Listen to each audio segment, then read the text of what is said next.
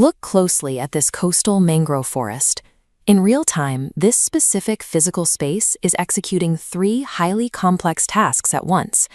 The deep root systems are storing massive amounts of carbon, the canopy is sheltering dense layers of biodiversity, and the vegetation itself acts as a physical barrier that stops the coastline from eroding into the sea.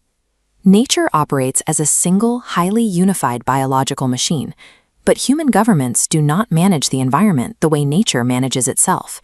For decades, international law has artificially sliced these overlapping functions into completely separate bureaucratic departments. If our legal frameworks ignore the basic biology of how a forest or a wetland actually operates, any attempt to protect it will fracture under its own weight.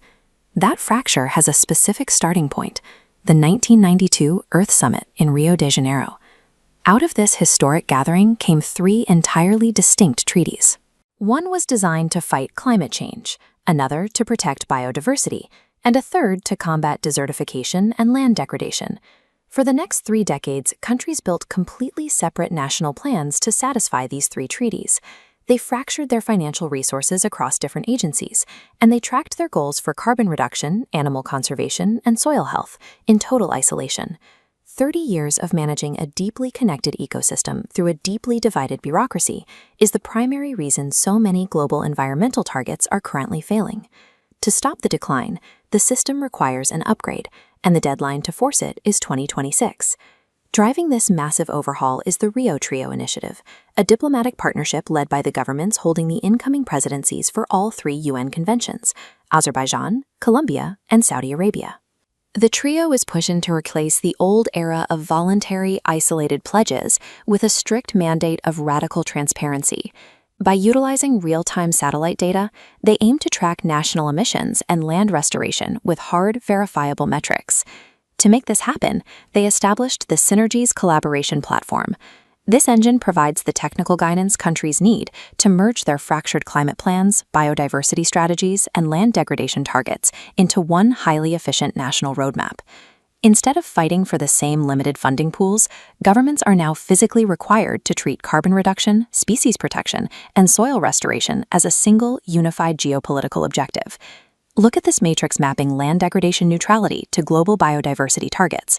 Avoid degradation fulfills Target 1's spatial planning. Reverse degradation satisfies Target 2's 30% restoration. Sustainable use supports Target 3's 30 by 30 protection initiative. Finally, reduced degradation aligns with Target 10's sustainable agriculture.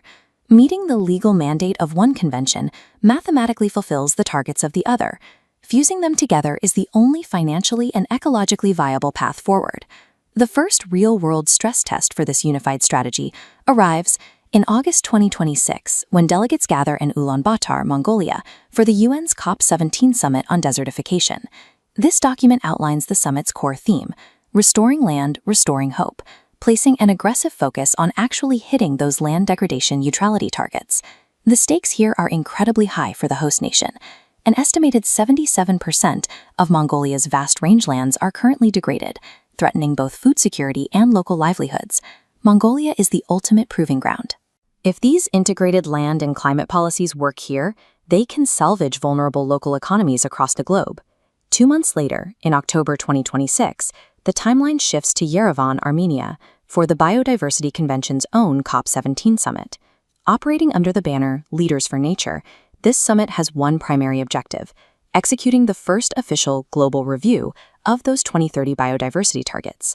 To measure global progress accurately, the review will rely entirely on the synergistic cross-convention data structure established by the Rio Trio Initiative. 2026 marks the end of environmental silos. We cannot solve the climate crisis without saving biodiversity, and we cannot protect biodiversity without restoring the physical ground beneath our feet. I'm Anya for NJMH. Tracking these complex policy overlaps is the only way to understand where global development is actually heading. If you found this breakdown helpful, like this video, subscribe to the channel, and we'll see you in the next deep dive.